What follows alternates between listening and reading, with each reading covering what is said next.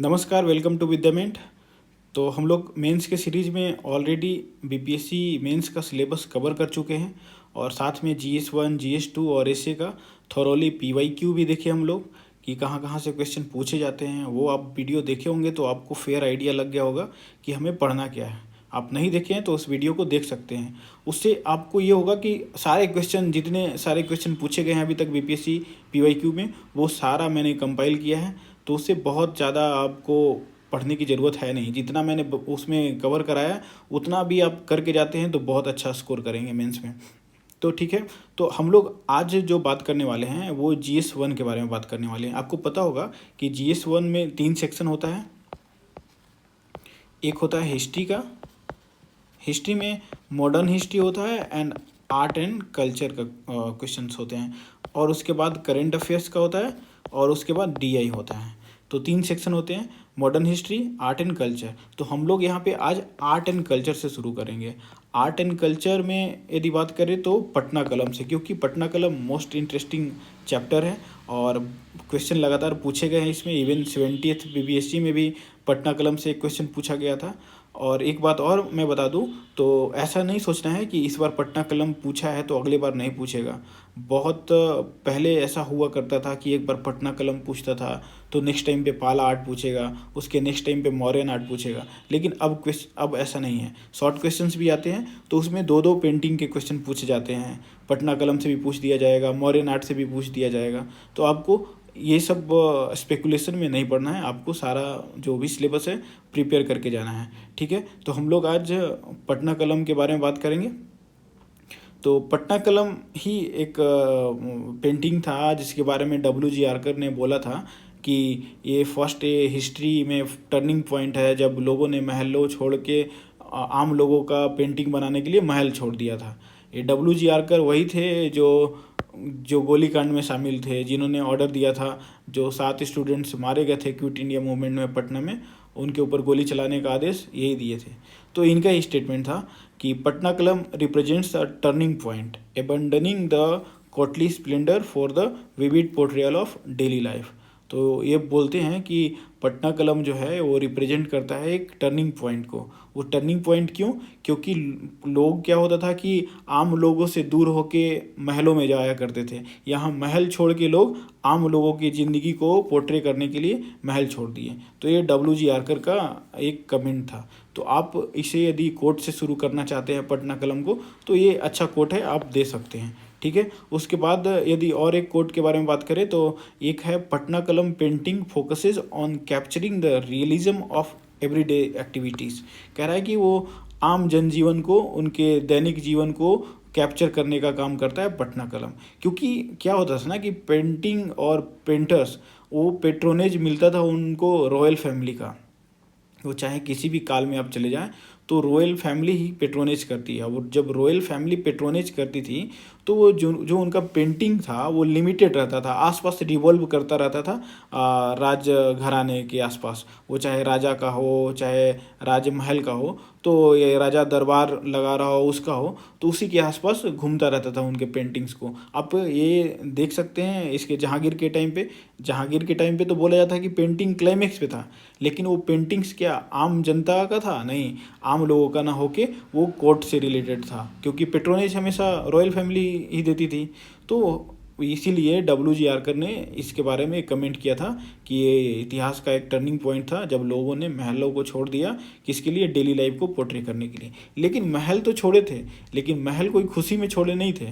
और औरंगजेब के आ जाने के बाद ऑर्थोडॉक्सी और फंडामेंटलिज्म बढ़ जाने के कारण क्या हुआ कि लोगों को वहाँ पे छोड़ना पड़ा। तो खैर, इसके बारे में भी हम लोग बात करेंगे। तो फिलहाल आप कोट में 2 डाल सकते हैं, या तो डब्ल्यू जी आर्कर के कोट को डाल दीजिए, या बिहार स्टेट म्यूजियम में जो पटना कलम के बारे में लिख रखा है, पटना कलम painting focuses on capturing the realism of everyday activities. तो ये आपका बिहार स्टेट म्यूजियम का कोट है। ठीक है, इसे भी आप डाल सकते हैं। तो आपको पता है कि कोई भी क्वेश्चंस को डील करने के लिए फर्स्ट हम लोग इंट्रो लिखते हैं। तो इंट्रो जो हम लोग लिखेंगे वो डिफ़र कर सकता है, आप हो सकता है कुछ अच्छा भी लिख सकते हैं। तो एक मैंने क्या किया, सैम्पल दिया है यहाँ पे कि Patna Kalam is a unique style of painting developed in 18th to 20th century. It focuses on Firka style influenced with Mughal and British school of painting. तो ये फिरका स्टाइल के बारे में बात कर रहे हैं। तो फिरका जो होता है ना, ऑक्यूपेशनल बेस्ड वो होता है, काम काम से रिलेटेड। जैसे मान के चलिए फिरका बोल रहे हैं तो जैसे कोई टेलर का काम कर रहा है, या फिर कोई फिश वाशरमैन है, या फिर कोई नाई है, तो वो जो अपने काम को कर रहे हैं ना, उनके पेंटिंग को फिरका स्टाइल बोला जाता है, उनके ऑक्यूपेशन को पोर्ट्रे करना। ठीक है, तो ये फिरका स्टाइल। आप ये कीवर्ड्स हैं, कीवर्ड्स आपको यूज करना है एग्जाम हॉल में। आपके आंसर में ये सब कीवर्ड्स आने चाहिए, तभी आप मार्क्स अच्छे फेच कर पाएंगे। तो क्या था कि Patna Kalam is unique style of painting developed in 18 to 20th century. तो ये 18वीं से लेके 20वीं शताब्दी में डेवलप किया था, और ये फोकस किस पे किया था? फिरका स्टाइल पे। फिरका स्टाइल क्या था? ऑक्यूपेशनल बेस्ड स्टाइल था। ऑक्यूपेशन, जो लोग टेलर हैं वो अपना काम कर रहे हैं, वॉशरमैन अपना काम कर रहा है, और ये इन्फ्लुएंस्ड था Mughal and British school of painting से। अब ये कैसे मुगल और ब्रिटिश स्कूल पेंटिंग से कैसे इन्फ्लुएंस था, इसके बारे में जब हम लोग इवोल्यूशन और हिस्ट्री पढ़ेंगे तो उसके बारे में। तो ये आपका इंट्रोडक्शन हो गया। अब इवोल्यूशन की बात करते हैं कि इवोल्यूशन कैसे हुआ। तो इवोल्यूशन किसने बताया कि कैसे कैसे इवोल्यूशन हुआ? तो इसका फर्स्ट रेफरेंस जो बोला जाता है कि एकेडमिक रेफरेंस जो था पटना कलम का, वो पर्सी ब्राउन के द्वारा दिया गया था। ठीक है, इन्होंने अपनी किताब जो Indian paintings under the Mughal था, उसमें पटना कलम के बारे में बहुत डिटेल अकाउंट में चर्चा किया है। उन्होंने बताया है कि कैसे लोग पटना कलम के जो पेंटर्स हैं वो मुगल आर्ट से रिलेट करते हैं, मुगल पेंटर से रिलेट करते हैं। तो ये पर्सी ब्राउन थे। तो first academic reference to Patna Kalam was made by Percy Brown. उसके बाद और भी बुक्स आए, जैसे पीसी मनुक ने भी, जो स्कॉलर्स थे, पीसी मनुक ने भी इसके बारे में चर्चा किया है। तो फर्स्ट जो आप लिख सकते हैं वो पर्सी ब्राउन के बारे में लिख सकते हैं, और इनके बुक को भी कोट कर दीजिए आप। और उसके बाद अदर स्कॉलर जो थे, पीसी मनुक मैंने बताया, और एक एम आर्कर थे। अब हम लोग बात करेंगे इवोल्यूशन के बारे में। तो स्कॉलर जो थे, अब मैंने बताया कि पटना कलम का मैं एक स्टोरी बता दूं, एक ओवरव्यू बता दूं। तो पटना कलम, अब आपको पता है कि आर्ट एंड कल्चर का जो क्लाइमेक्स बोला जाता है, खास करके पेंटिंग का जो क्लाइमेक्स बोला जाता है, वो मुगल काल को ही बोला जाता है। मुगल काल में जहांगीर के टाइम पे जो बोला जाता है कि सबसे ज़्यादा जो पेंटिंग था वो अपने क्लाइमेक्स चरमोत्कर्ष पे था जहांगीर के टाइम पे, और वो वैसा ही था स्थिति शाहजहाँ के टाइम पे। लेकिन जैसे ही रूल करने औरंगजेब आता है, तो औरंगजेब के आने के बाद ऑर्थोडॉक्सी जो उलेमाज होते थे वो बताते थे कि ये हराम है, ये नाच गाना हराम है, पेंटिंग हराम है इस्लाम में। तो उनके उलेमाज के सजेशन को सुनता था, और बहुत सी चीज़ें जैसे गान बजान ये सब कुछ बैन कर दिया, और पेंटिंग भी एक उसका हिस्सा था जो बैन हुआ था। अब जैसे ही ये सब बैन हुआ, तो जो आर्टिस्ट थे वो अपने आप को निसहाय महसूस करने लगे, असहाय जैसे ही महसूस किया। अब उनके पेट्रोन ही नहीं था, जो रॉयल फैमिली उनको पेट्रोनेज देती थी, प्रोटेक्ट करती थी, वो है नहीं, उनका सर से समझिए कि रूफ ही हट गया था। तो वो जो डिजेक्टेड आर्टिस्ट थे वो धीरे धीरे मुगल कोर्ट से माइग्रेट करना शुरू कर दिए। कुछ लोग उत्तर की दिशा में गए, नॉर्थ में, कुछ लोग वेस्ट में गए, और कुछ लोग ईस्ट में गए। तो ये था। तो art and craft got most of the its popularity and patronage during the rule of Jahangir and Shahjahan. ठीक है, but arrival of Aurangzeb to the throne caused rise of fundamentalism and orthodoxy. वो उलेमास के बहुत सारे सजेशंस को मानता था। ठीक है, the artist lost their patronage and felt dejected. They moved out of the court and went towards the 3 parts of country. मैंने बताया कि उत्तर और वेस्टर्न साइड में, नॉर्दर्न साइड में और ईस्टर्न साइड में माइग्रेट करने लगे, क्योंकि अब जब उनके पेट्रोनेज रॉयल फैमिली से नहीं मिल रहा है तो उनको मूव करना ही होगा, क्योंकि उन्हें जीविका भी चलाना था। तब जब कुछ लोग जो नॉर्थ इंडिया में गए, वो कांगड़ा, कुल्लू, गढ़वाल में जाके वहाँ पे अपना पेंटिंग करना शुरू कर दिए। अब जो लोग वेस्टर्न साइड में गए, उदयपुर राजस्थान में गए, और कुछ ईस्टर्न जो गए थे वो वाराणसी, मथुरा और मुर्शिदाबाद में जाके सेटल हो गए। ठीक है, अब जो लोग मुर्शिदाबाद में गए थे, वो बंगाल के एरिया में, वहाँ पे नवाब था मीर जाफ़र। तो मीर जाफ़र भी पेंटिंग में बहुत इंटरेस्ट रखता था। तो जो पेंटर्स थे उनको जो मुग़ल कोर्ट में उनको सम्मान मिला करता था, जो मुर्शिदाबाद में गए वहाँ भी मीर जाफ़र के द्वारा दिया गया, तो उन्हें बहुत खुशी मिलती थी वहाँ। लेकिन जैसे ही मीर जाफ़र का देहांत होता है, तो उनका जो पुत्र है वो भी पेंटिंग में उतना रुचि नहीं लेता है। अब इसकी वजह से रुचि नहीं लेता, तो रॉयल पेट्रोनेज जो होता था रॉयल फैमिली का, वो हट जाता है, तो फिर से उन्हें माइग्रेट करना पड़ता है। और वहाँ से बोला जाता है मुर्शिदाबाद से माइग्रेट करके लोग पटना में आ गए, सेटल हो गए। और पटना में कहाँ कहाँ सेटल हुए थे? पटना में आपका हुआ था, लोधी कटरा में हुए थे, मच्छर हट्टा में हुए थे, और दीवान मोहल्ला में हुए थे। और ये कब हुआ था ये घटना? 1760 के टाइम पे, ठीक है, 1760 के टाइम पे ये लोग माइग्रेट किए थे। अब ये पटना में लार्ज स्केल ट्रेड एक्टिविटीज़ भी होते थे, तो यहाँ पे जो पोटेंशियल क्लाइंट्स थे ना, कंज्यूमर थे पेंटिंग के, वो ज़्यादा थे। तो लोगों को लगता था कि चलो यहाँ पे हम लोग अच्छे से रह सकते हैं, क्योंकि उन लोगों के लिए पेंटिंग बनाएंगे तो वो लोग खरीदेंगे, तो इससे हमारी जीविका बहुत खुशहाली से बीत सकती है। तो ये पेंटर्स लोग माइग्रेट किए। कहाँ से माइग्रेट किए थे? मुगल कोट से माइग्रेट किए थे मुर्शिदाबाद, और मुर्शिदाबाद से कहाँ माइग्रेट किए? पटना माइग्रेट किए। अब पटना में आकर जो लोग पेंटिंग बनाए, उसी का नाम पटना कलम दिया गया, ठीक है। अब उनके जब यहाँ पे ट्रेड एक्टिविटीज़ था, तो जो पोटेंशियल क्लाइंट्स थे, जो क्लाइंट्स थे, कंज्यूमर थे, वो कौन कौन थे? पेंटिंग थे लोकल ज़मींदार, क्योंकि यहाँ पे भी तो कोई रॉयल फैमिली तो था नहीं, तो लोकल ज़मींदार थे जो जैसे दीवान मोहल्ला, लोधी कटरा, मच्छर हटा के, तो वो लोग खरीदते थे इनसे पेंटिंग, ठीक है। उसके बाद ब्रिटिश ऑफिशियल बहुत सारे रहते थे पटना में, तो वो लोग खरीदते थे। उसके बाद ट्रेडर्स थे जो ट्रेड एक्टिविटीज़ में इंडल्ज थे, तो ये सब इनके क्लाइंट्स थे, कंज्यूमर थे।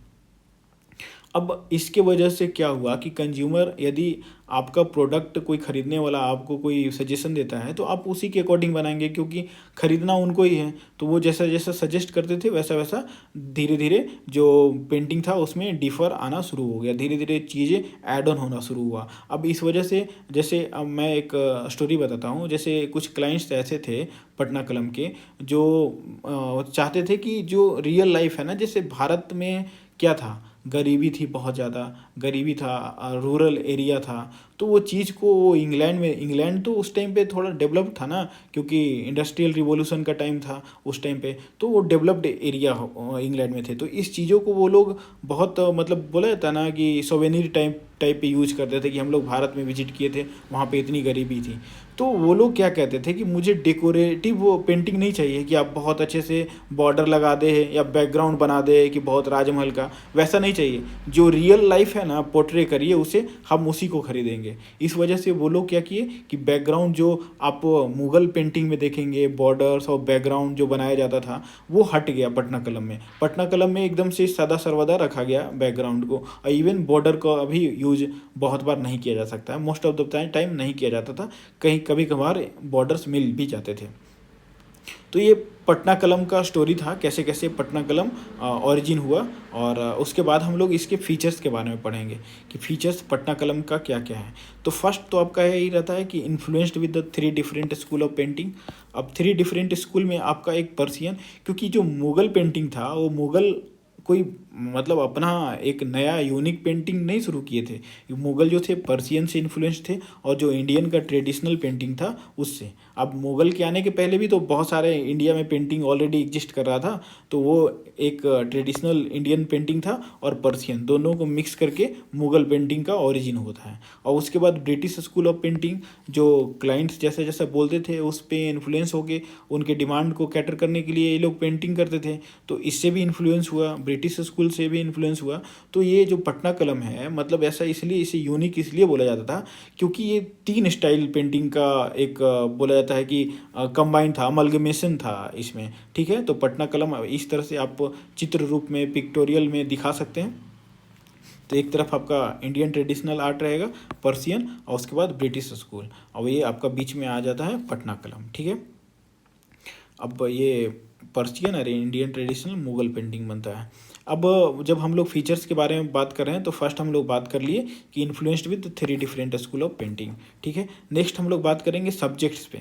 तो सब्जेक्ट्स क्या था? तो इट वाज फ़िरका क्या? Caste and occupation based.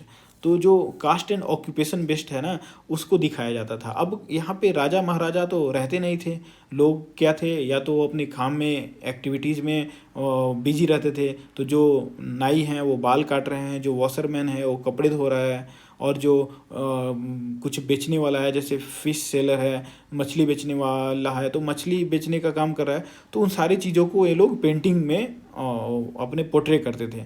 तो इसी को बोला जाता है फ़िरका स्टाइल। तो फ़िरका कास्ट एंड ऑक्यूपेशन बेस्ड होता था, जैसे वॉशरमैन, टेलर, स्वीपर्स ऐसे हो गए। एग्जाम्पल में आप कोट कर सकते हैं।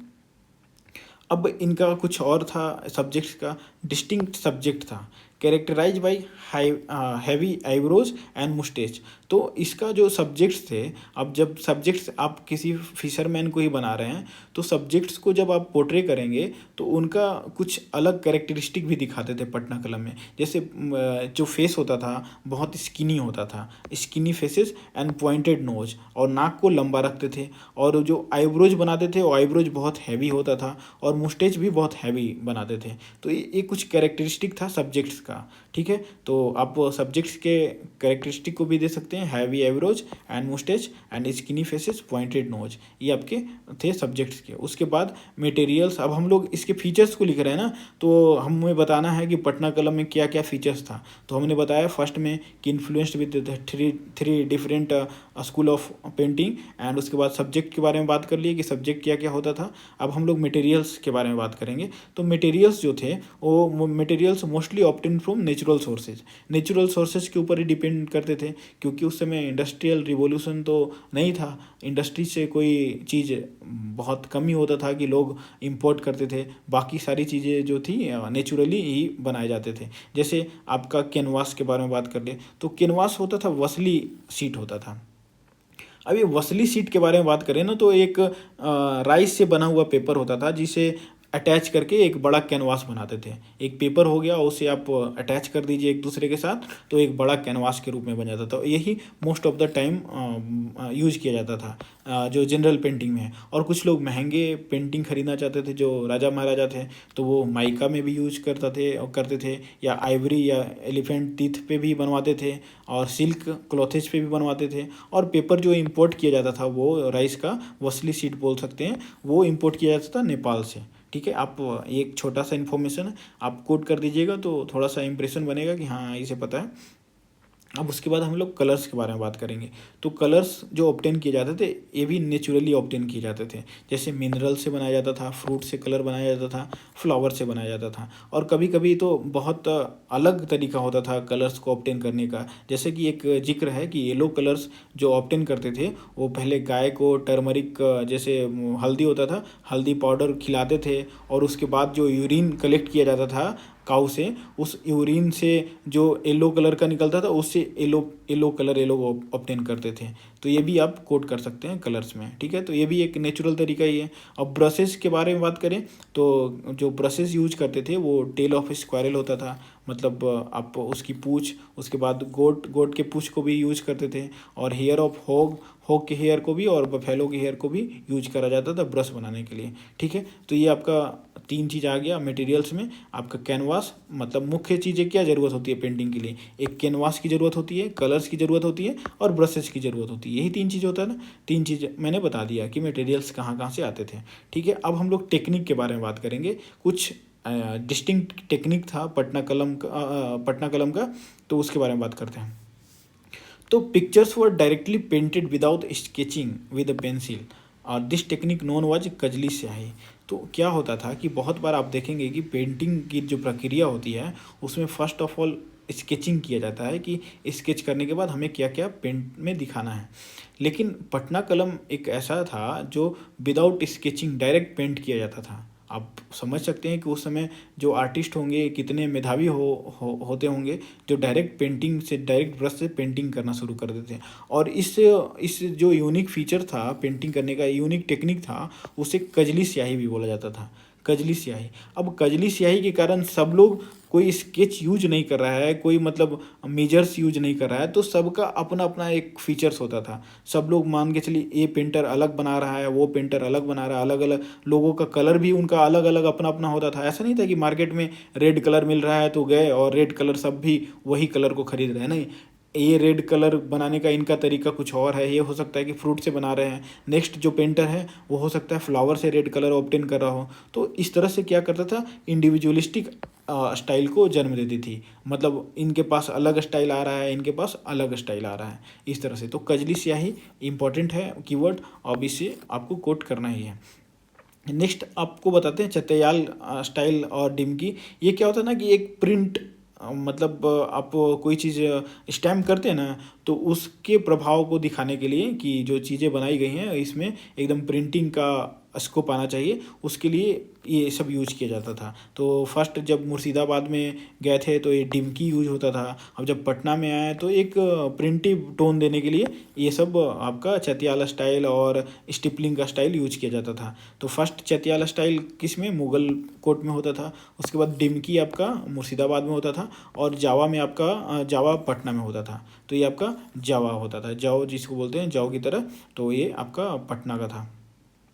अब ये इसको क्या कहते हैं, स्टिपलिंग कहते हैं, स्टिपलिंग मेथड। स्टिपलिंग मेथड मतलब वो प्रिंट का स्टाइल आना चाहिए, तो इस तरह से प्रिंट का स्टाइल उसमें दिखता था।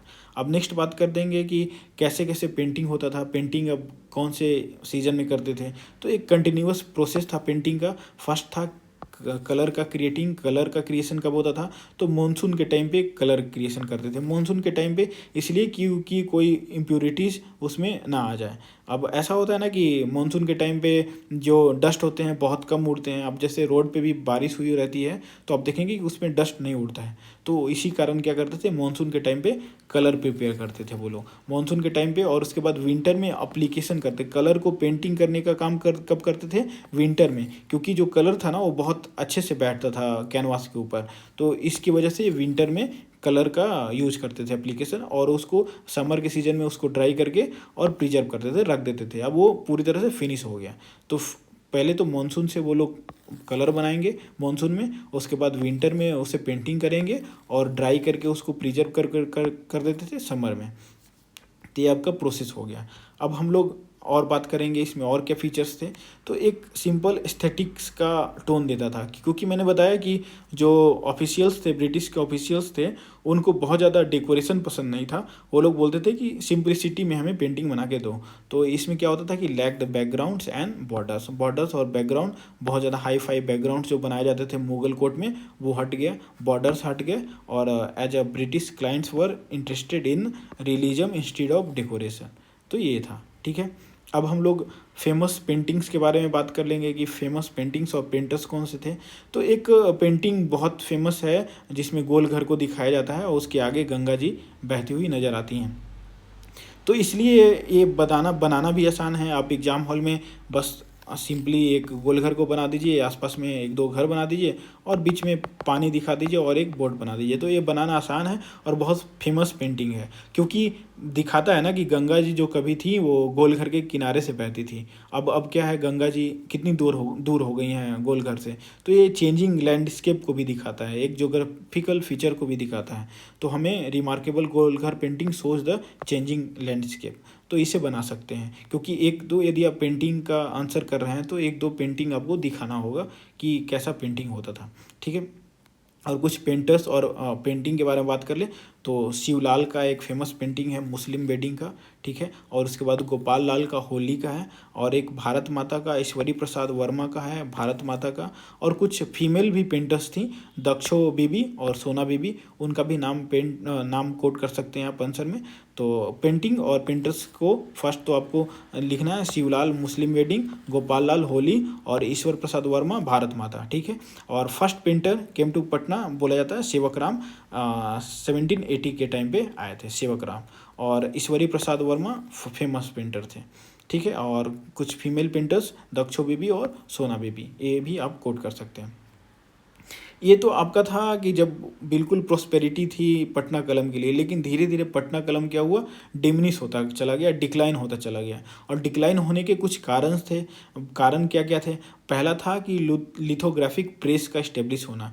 ये एक बोल सकते हैं वाकया था, मतलब इंसिडेंट था कि आप देखिए कि लिथोग्राफिक जो प्रेस था वो सबसे पहले कुछ तो बॉर्डर एरिया में जो गोवा था, चेन्नई था, इस सब में लिथोग्राफिक प्रेस आ गए थे। लेकिन इनलैंड इंडिया में, मतलब इंडिया के अंदर एकदम जो समुद्री किनारा है उससे अंदर की बात करें तो सबसे पहले जहाँ ये इस्टेब्लिश हुआ था लिथोग्राफिक प्रेस, वो पटना ही था।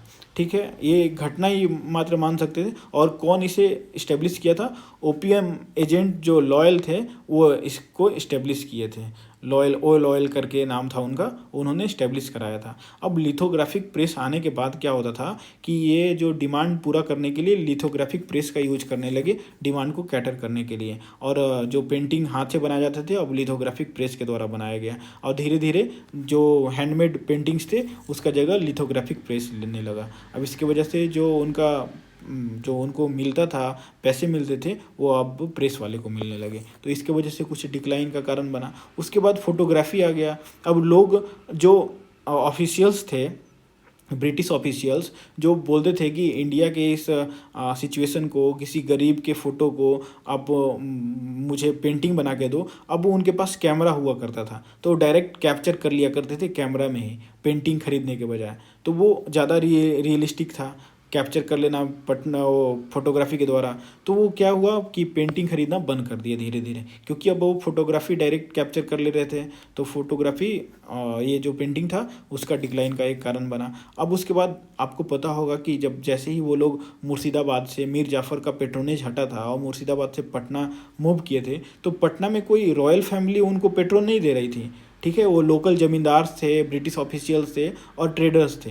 तो अब जब रॉयल पेट्रोनेज मिलता है तो वो सस्टेन करता है वो पेंटिंग बहुत दिनों तक। लेकिन रॉयल पेट्रोनेज ना मिलने के कारण ये सस्टेन नहीं कर पाए। ठीक है, और उसके बाद धीरे धीरे पटना में ट्रेड एक्टिविटीज़ भी कम होने लगा, क्योंकि पटना धीरे धीरे जो नेशनलिज्म का एक सेंटर बन गया था, तो यहाँ पे ट्रेड एक्टिविटीज़ धीरे धीरे कम होना शुरू हो गया।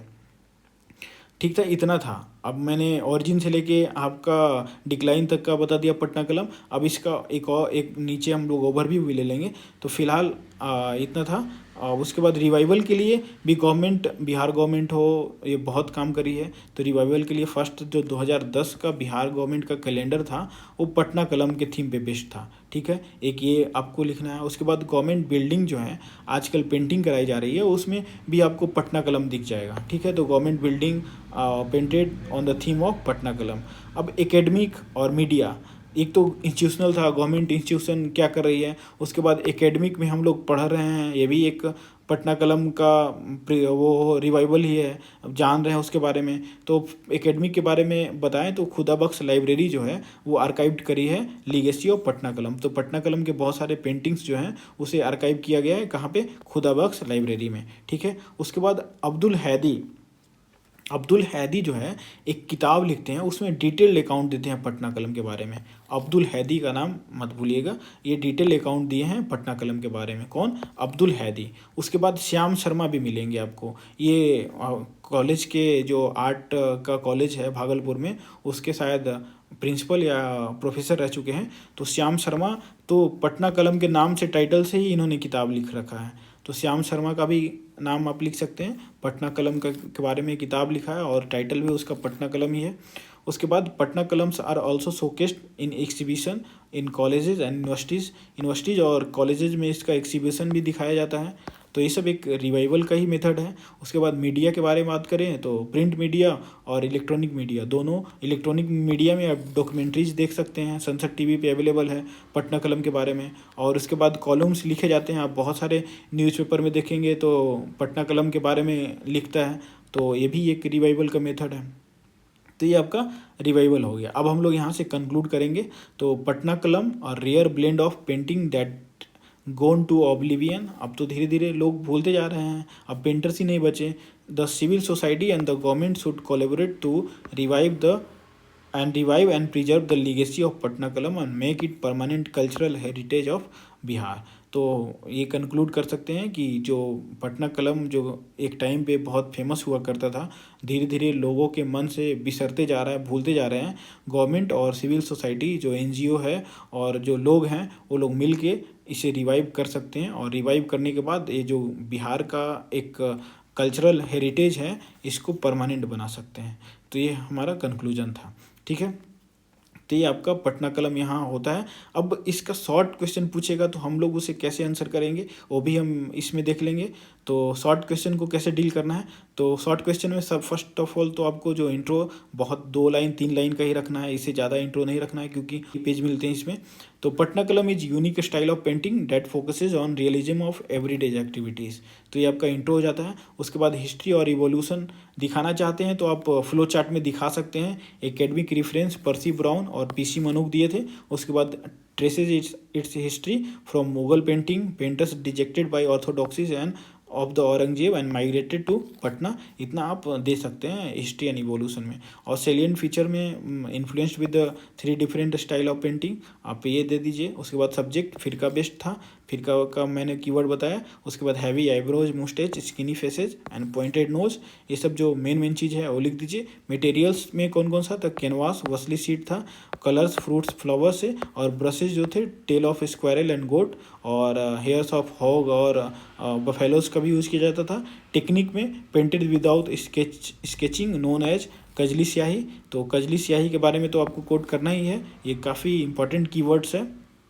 उसके बाद सिंपल एस्थेटिक था, लैक्ड बैकग्राउंड एंड बॉर्डर्स, यही मतलब था कि डिफ़र करता था वो मुगल आर्ट से, ठीक है। उसके बाद फेमस पेंटिंग्स एंड पेंटर्स के बारे में बात कर ले तो फेमस पेंटिंग और पेंटर्स आपके ईश्वरी प्रसाद वर्मा, भारत माता, शिवलाल मुस्लिम वेडिंग, ये थे फेमस पेंटिंग। और यहाँ पे गोलघर का भी बना सकते हैं। अब इसमें जो मैंने बताया आपको कि जो मुगल और ये पटना कलम में डिफरेंस था। अब इन्फ्लुएंस की बात करें तो इन्फ्लुएंस क्या क्या था। इन्फ्लुएंस में आपका सबसे पहले कलर जो यूज करते थे वो काफ़ी कंट्रास्टिंग कलर यूज किया जाता था, वो सिमिलरिटी था। और वही आप यदि influence of British school of painting बात करें तो शैडो जो करते थे वो ब्रिटिश का ही स्कूल से इन्फ्लुएंस था। शैडो हो जाएगा या लाइटनिंग कह सकते हैं, लाइटनिंग करना और शैडो करना वो ब्रिटिश स्कूल से इन्फ्लुएंस था। तो ये भी आप लिख सकते हैं। उसके बाद आपका काउजेज ऑफ डिक्लाइन यहाँ पे दे देंगे, arrival of lithographic press in 1826, photography and decline in trade and lack the royal patronage. आप इतना डाल के, क्योंकि हमें शॉर्ट आंसर लिखना है। रिवाइवल का भी कुछ स्टेप्स दे सकते हैं, Bihar government calendar of 2010 and books of Abdul हैदी एंड श्याम शर्मा, और मीडिया डॉक्यूमेंट्रीज एंड कॉलम्स। उसके बाद आर्काइव्ड लीगेसी इन खुदाबख्श लाइब्रेरी, ये भी डाल सकते हैं। अब इतना डालने के बाद अब हम लोग कंक्लूड कर देंगे। Patna Kalam rare blend of 3 school of painting once captivated diverse clients has gone to oblivion, it needs to revive by collaboration of government and civil society.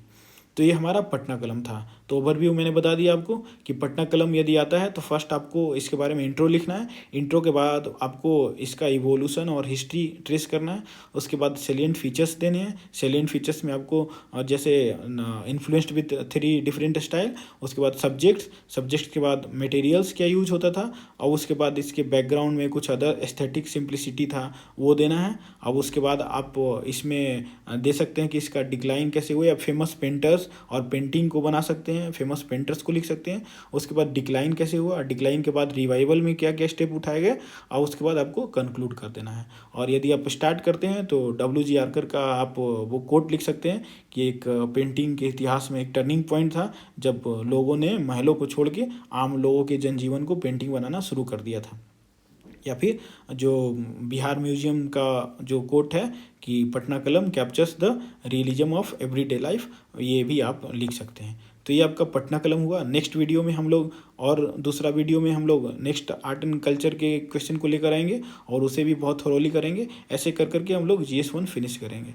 तो ये वीडियो अच्छा लगा हो तो लाइक करें, कमेंट करें और चैनल को सब्सक्राइब करें। Thank you.